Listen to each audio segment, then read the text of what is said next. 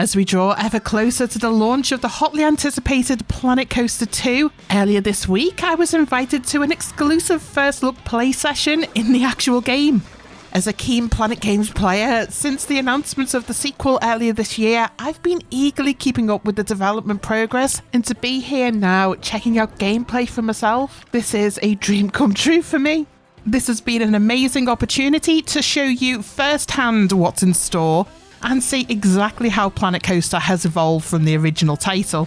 This event provided me just shy of 2 hours in-game play, broken down into 2 parts, around 50 minutes in a predefined challenge scenario and 50 minutes in sandbox mode.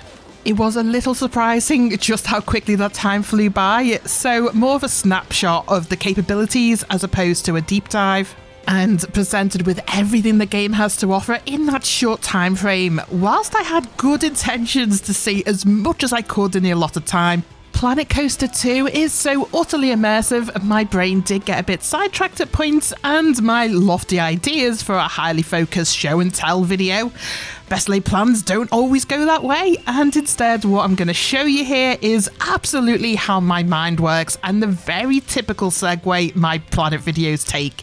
What I've got here is a true account of what it'll likely be like for the average player taking on those first steps into the world of Planet Coaster 2. I'd say I am a competent player in the Planet games, but I'm not an expert. I'm not a master builder. This first look, I haven't approached this with any sense of authority or expertise. This is just a true account of what casual players can expect in those first few hours of gameplay on launch day, which I'm happy to say has now officially been confirmed for November 6th.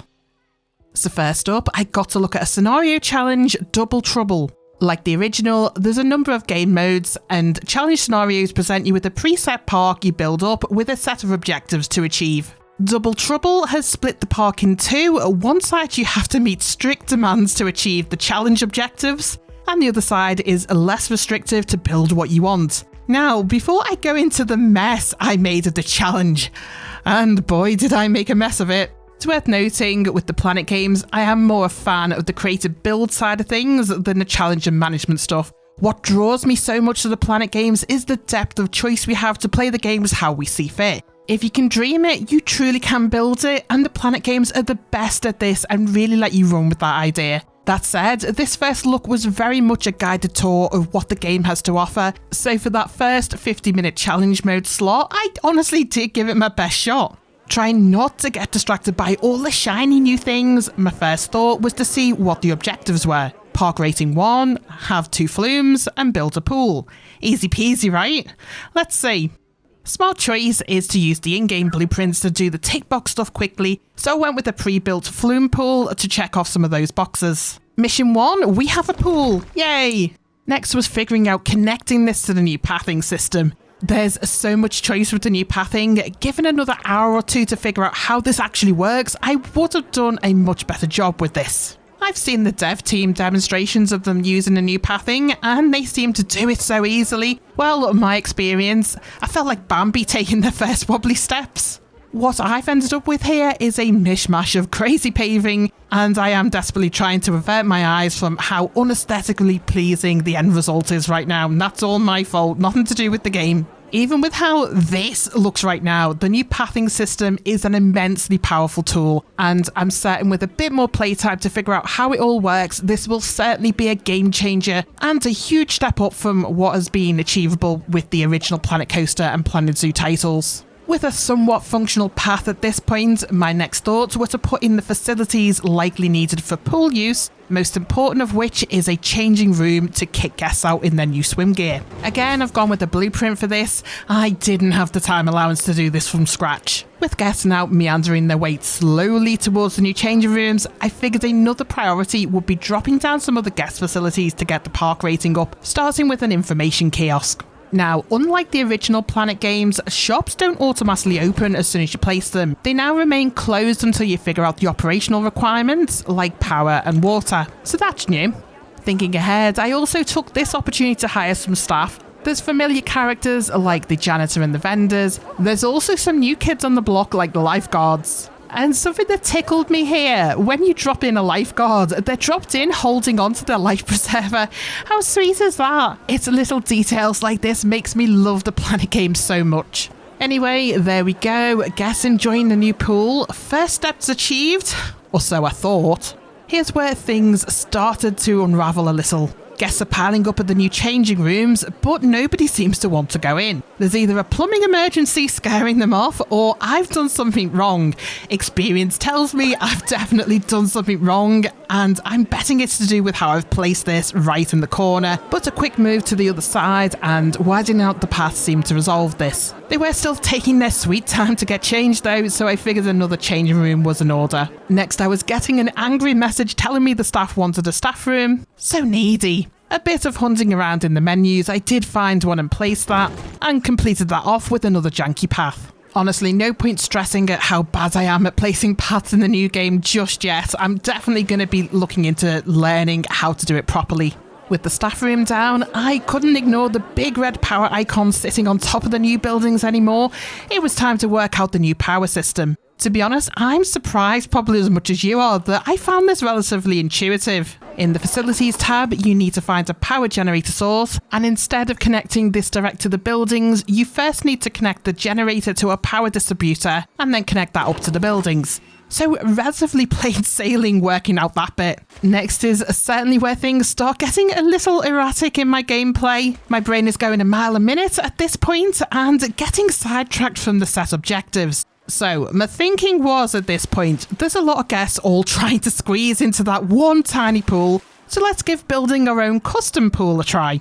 I found the pool building tool works pretty much the same way the pathing one does, which, hands up, I haven't had a lot of success with that yet. So you can see where this is going, can't you? I'm sure with a bit of practice, this will get a lot easier in time. For now, I'm dealing with the janky pools. What I couldn't see building this and would love to figure out is if you can build your own pools without the guardrail around the edge. I'm sure there must be an option for it somewhere, but I tried all the usual places you'd find that in the menus, couldn't find it anywhere. But no fear, guess we're happy to dive into that dangerously sharp corner for now. And I added another ugly pathing connection point by the changing rooms just in case. This point in the gameplay is when I'm sort of registering something isn't quite right. I've got two functional, albeit a little janky pools now, and I've got a water slide, but it's not ticking off in the achievements tab. Something has gone wrong here, and I couldn't quite figure it out.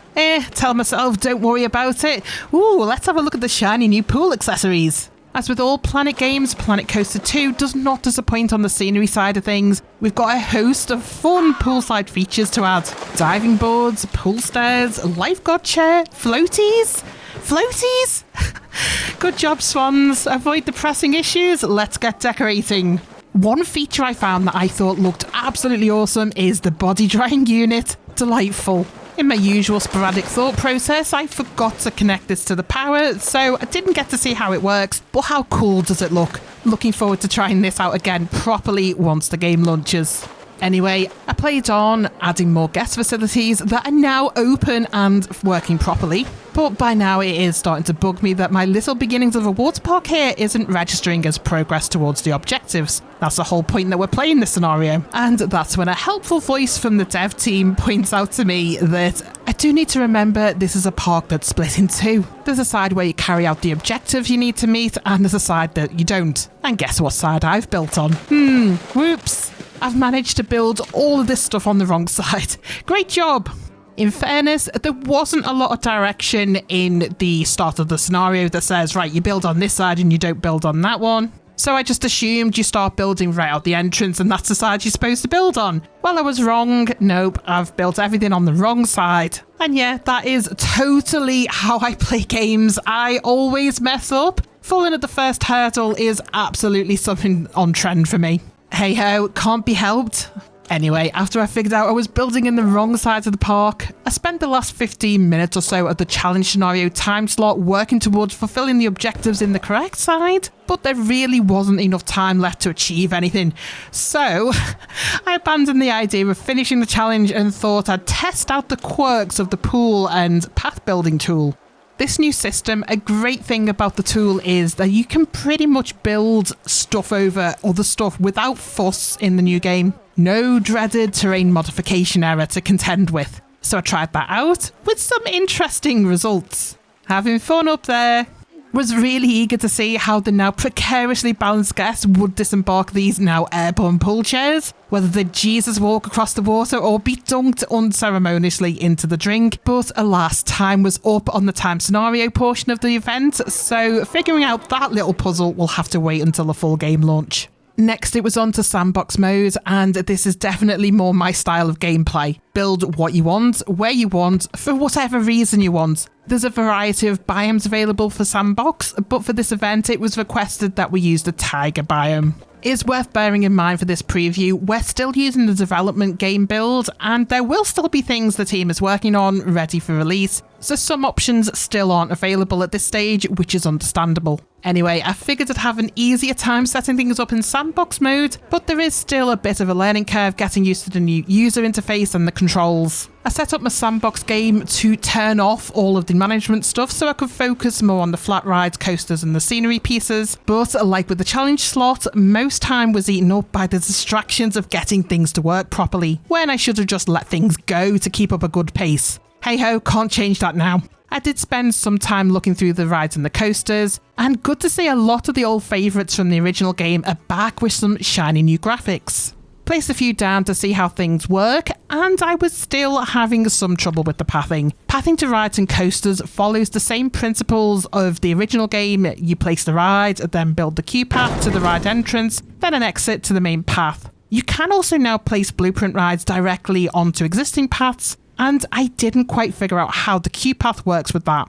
My best guess is the game defaults to people bunching up around the ride entrance, but for us Brits, we do love a good queue, so when the game launches, I'll certainly be looking into figuring out exactly how queues work and pathing works as a priority. My next step, I took a look at the coasters, and coaster placement is going to take a bit of getting used to too. What had me stumped for a while, I know with the original game there was an option to switch the entrance and the exit to the opposite side of the station, and that's certainly sometimes helpful when you're trying to get the pathing sorted out. For the life of me, I couldn't find that option, so I was stuck with the pathing coming off next to the coaster tracks, and yeah, that doesn't work. The pathing has a real problem with that. Maybe that's still an option if you build your own coasters, but it's not available on the pre-built ones. I don't know. Anyway, being conscious of the time, I didn't think there'd be enough time to delve into custom coaster building at this time around, so I kind of stuck with what I had and did the best I could to place the pathing off the coasters. For all the good stuff that the new pathing system has added, it does still seem to be an issue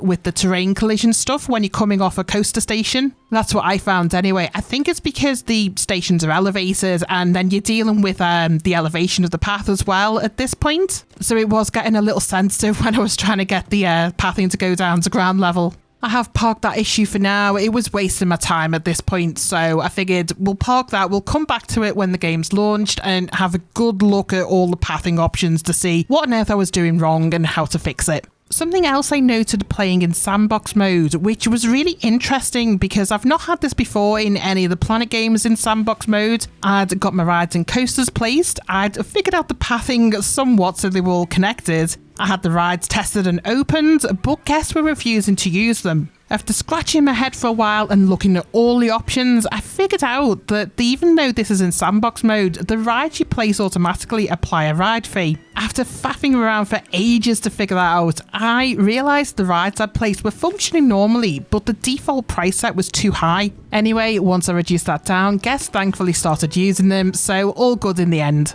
After fixing all this, my time allowance was now rapidly running out in sandbox mode, so I took a little glance at the scenery to see what's new. Let me say, the new scenery pieces are absolutely delightful and so many more options for placement, scaling, flexicolor. The possibilities truly are endless now. It's just amazing and I can't wait to get really stuck into the scenery stuff. A very brief play around with the scenery stuff, I've identified my absolute favourite addition already. It's the crab. The crab is so cute and adorable. Crab is king, no other word for it. So with Mr. Crab as the focal point, I came up with this very rough park entrance centrepiece. Very much on point for me, welcoming the guests into this park. And with that, my time was up far too quickly. A whirlwind tour of what is set to be a fabulous evolution of the Planet Coaster series. Personally, I'm thoroughly impressed with the upgrades, and even with the teething problems I had figuring out some of the new systems, I think the learning curve, I feel, is actually going to be a lot quicker and easier than it was for me when I learned how to play both the original Planet Coaster and Planet Zoo games. If anything, this hands-on first look has just left me eager for more. I hope this has been an informative sneak peek at what we're in for. I will certainly be back with more when the game launches. I have more crab plans, big crab plans. Thanks for watching. I'll catch you next time.